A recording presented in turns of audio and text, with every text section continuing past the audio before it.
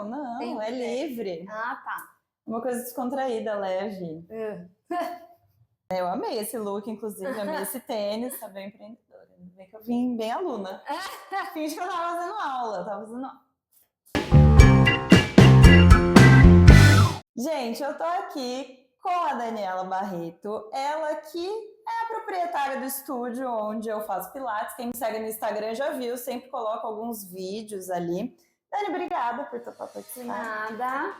E aí, Dani, queria primeiro que você contasse um pouquinho pra gente como que surgiu na sua vida essa intenção de virar fisioterapeuta. A minha mãe, ela sempre teve patologias ortopédicas e eu sempre acompanhava ela nas sessões de fisioterapia. E aí ela sempre me falava o orgulho que ela tinha sobre a profissão da fisioterapia.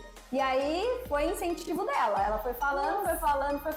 Quando eu decidi fazer faculdade, não pensei duas vezes, foi fisioterapia que eu escolhi. Menina, não sabia dessa parte não, da Dani. Foi minha mãe, culpa dela. Olha lá, culpa dela até hoje. Pergunta se ela tá aqui fazendo uma aula. Não.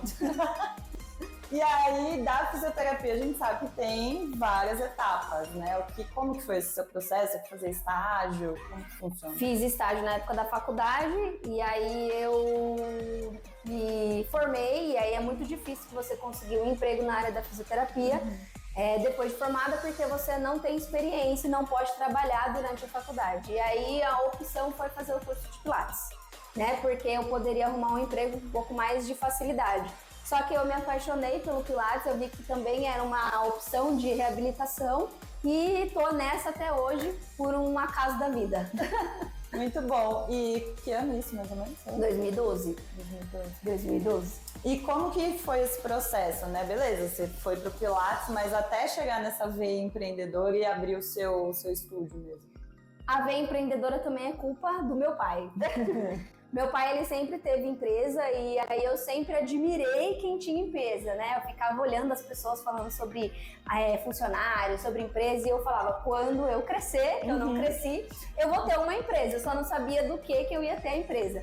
E aí eu entrei na área de Pilates e ali não era minha intenção empreender no Pilates, mas eu não via potencial de crescimento em trabalhar para outras pessoas na área do Pilates. Eu via que eu só ia ser uma instrutora e ponto final.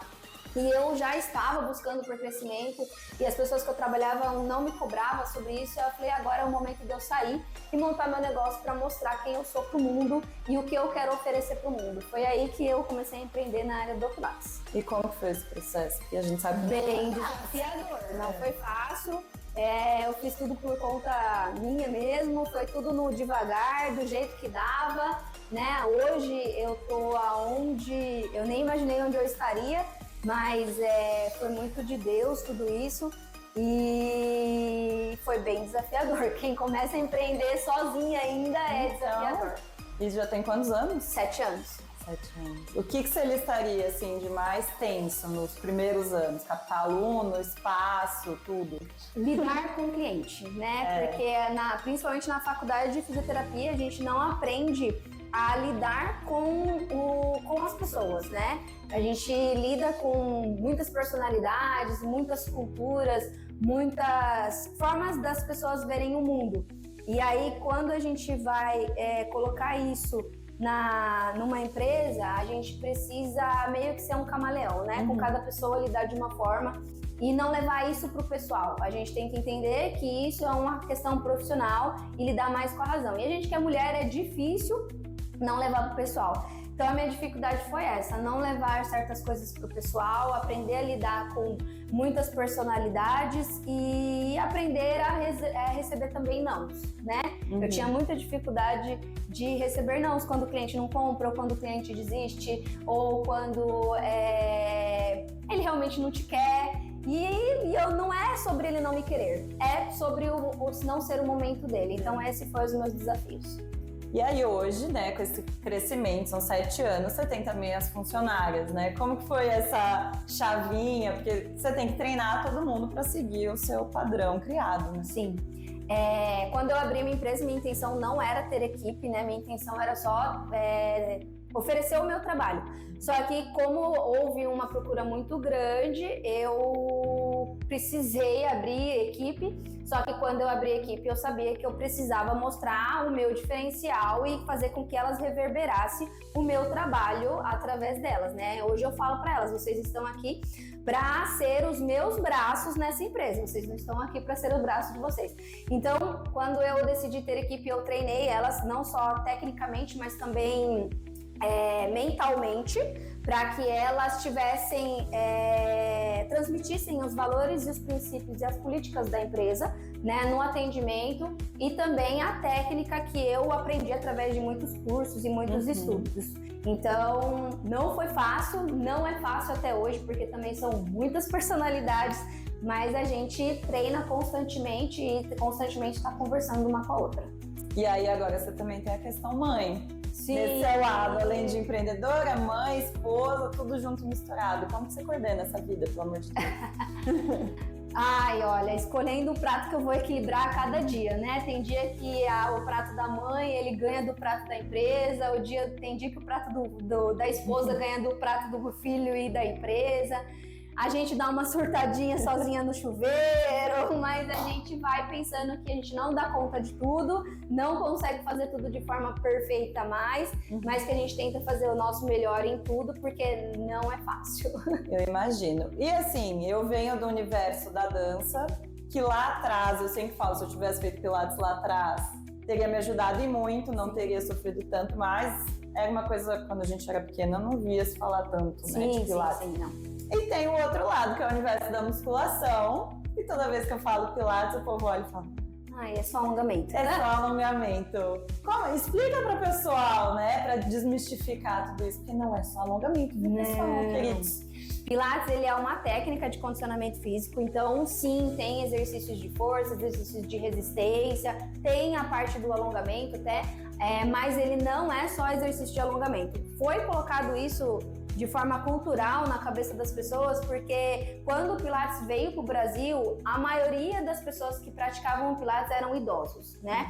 E aí os profissionais, eles não tinham muito conhecimento, muito baseamento científico, eles tinham um pouco de receio de atender esse público através do Pilates, então eles pensavam em exercícios mais sem sobrecarga, com menos gasto energético. Só que hoje, com todos os estudos científicos que aconteceu na área, a gente começou a ver a necessidade de realmente trabalhar o Pilates na forma que ele foi construído, né? Que são exercícios de força. Então, gente, Pilates não é só alongamento. Pilates, ele é exercício de força que melhora o seu condicionamento físico.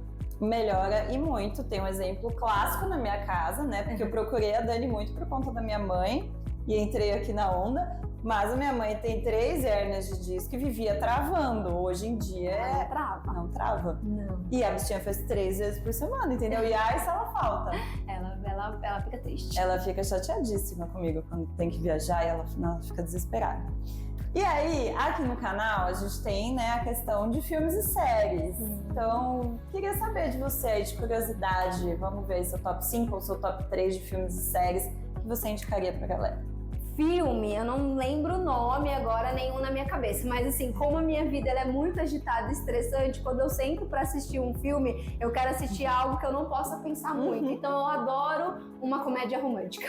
Amo. Algo que vai trazer aquele quentinho pro meu coração, que vai me deixar feliz. Eu não gosto de filme de tiro, porrada e bomba, que me deixa mais estressada além da minha rotina. Então eu procuro sempre as comédias românticas. Agora, série, eu adoro série ou que ela tenha alguma relação com vidas reais ou que ela fale de empreendedorismo. Então, as minhas séries preferidas é o The Call e o Shark Tank. Eu adoro Shark Tank. Eu preciso assistir Shark Tank. Já vi alguns, assim, mas nunca parei pra ver. Porque eu gosto de parar pra ver e a gente acaba aprendendo muita coisa através dessas séries. Mas aí você é aquela pessoa que escolhe uma série e vai até o final? Isso. Ou você vê... Eu escolho uma série, vou até o final, mas não tô só assistindo uma série, não. O Shark Tank, pelo menos, ele não é série, né? Ele é um reality, né? Mas série eu escolho uma e vou até o final. E fico chateada quando demora pra sair a próxima. E agora que eles soltam por etapa? Eu fico brava. Solta aqui, daqui um mês solta o resto. Por que inventaram isso? É brava. Eu também gosto de Bridgerton. Bridgerton é fofinho demais. Muito bom. Obrigada, Dani. Pra gente fechar, qual que é o seu maior sonho? Pode ser pessoal, pode ser profissional, pode ser os dois. Meu maior sonho, ter 3 filhos, mas eu sei que eu não vou realizar esse sonho, porque hoje em dia tá difícil ter um, imagina 3. Mas o meu maior sonho é poder dedicar mais tempo para minha família, para o meu filho e ser esposa, ser mãe, com mais tempo na minha vida.